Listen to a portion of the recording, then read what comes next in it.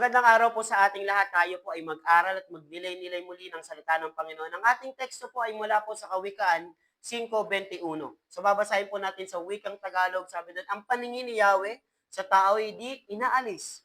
Laging nakasubaybay, bawat oras, bawat saglit. Babasahin naman po natin sa wikang Ingles. Sabi po sa Proverbs chapter 5 verse 21, for your ways are full views of the Lord, and He examine all your paths.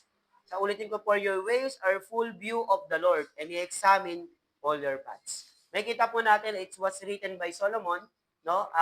The son of David, may kita po natin doon na ito'y aral para sa mga taong gustong mamuhay ng tama ayon sa paningin ng ating Panginoon. Kaya importante itong talata na binasa po natin kasi importante ito upang tayo po ay makapamuhay ng ayon, kalugod-lugod at ayon sa kalooban ng ating Panginoon. So, pag-uusapan po natin ngayon ay kita ka ni Lord. Ang pag-uusapan po natin ulit ay kita ka ni Lord. Ayun yung title ng topic natin. So, ano yung mga teaching na pwede nating lesson makuha, mga turo no, na nanggagaling po sa Biblia? Unang-una, God is omniscience. Di ba? Nakita natin dito na God is omnipresence and omniscient. Ibig sabihin, God is everywhere. Nasaan ka man, habang nakikinig ka, nandiyan ang Panginoon, no?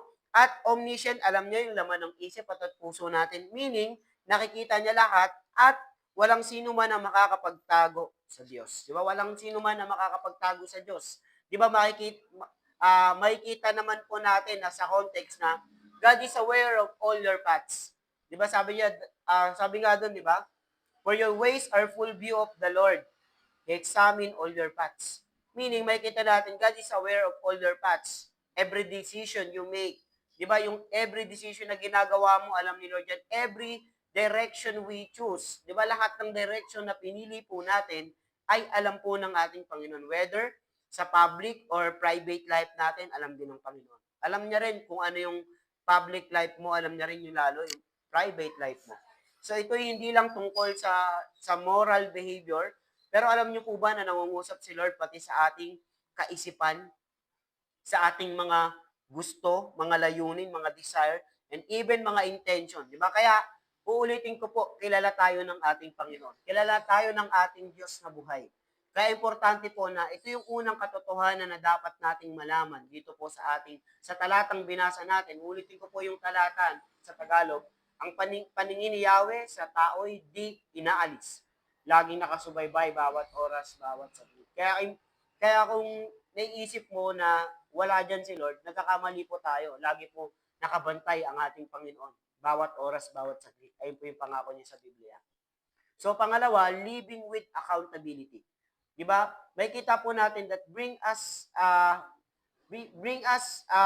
to the truth that our Creator is always watching.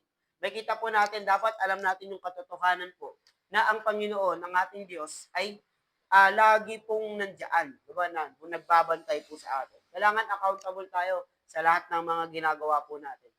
Ano ba ginagawa natin, whether good or bad, yung tamang desisyon, yung maling desisyon, maling pamumuhay o tamang pamumuhay. No? Si Lord, alam niya po yan. So pangatlo, integrity and consequence of our path. Di ba mayroong consequence yung pinili nating daan? Kung ayan yung pinili mong daan, di ba ayan yung magiging bunga niyan. Pero kung tama yung daan, sabi nga ng Bible, di ba?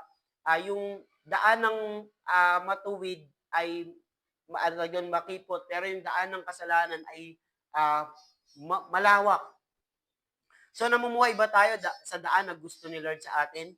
O ganun talaga gusto nating pumumuhay, no? Yung buhay natin na mali, buhay natin na hindi tama. Anong gusto natin? May integrity. Kasi pag sinabing integrity, may nakakita man sa'yo o wala, di ba ganun pa rin ang pamumuhay mo ayon sa gusto ng Diyos. Di ba? So pangapat, self-examination. So are we truly living in our way that pleases Him? Nabubuhay ba tayo namubuhay ba tayo na kalugod-lugod sa ating Panginoon? Gusto ba natin mamuhay na kalugod-lugod sa ating Panginoon? So, are these hidden sin or areas of our lives where compromise? No, meron ba tayong tinatagong mga kasalanan? Or meron ba sa area ng buhay natin na kompromiso pa rin po natin sa harapan po ng Diyos? Di ba, kailangan na-examine natin ang sarili natin. Suriin natin palagi ang ating puso, na isipin natin, tama ba itong motibo ko? Tama ba itong nasa puso ko? Ito ba yung gusto ni Lord sa akin? Ito ba yung nakakalugod sa harapan ng Panginoon o hindi? No, kung ikaw man po, kung tayo man po, nakikinig ka po, no, meron ka pong mga bagay na akala natin hindi alam ng Diyos, di ba? Di ba, alam po ng Panginoon yan. So, panglima, a life of transparency. Alam niyo po, living with awareness that God examine all your paths can lead us to embrace a life of transparency. Sabihin transparency, alam ni God, alam, uh, parang examination, alam din ni Lord, transparent ka. Di ba? Kung ano man yung buhay mo, alam ni Lord. Sabi niya, He watches us. He examine uh, all your ways, all your paths. Sabihin, halos lahat ng mga detalye ng buhay mo ay alam ng ating Panginoon. So yun lang po. No? Ulitin ko po, babasahin ko po ulit sa Tagalog, ang paningin ni Yahweh sa tao ay di inaalis.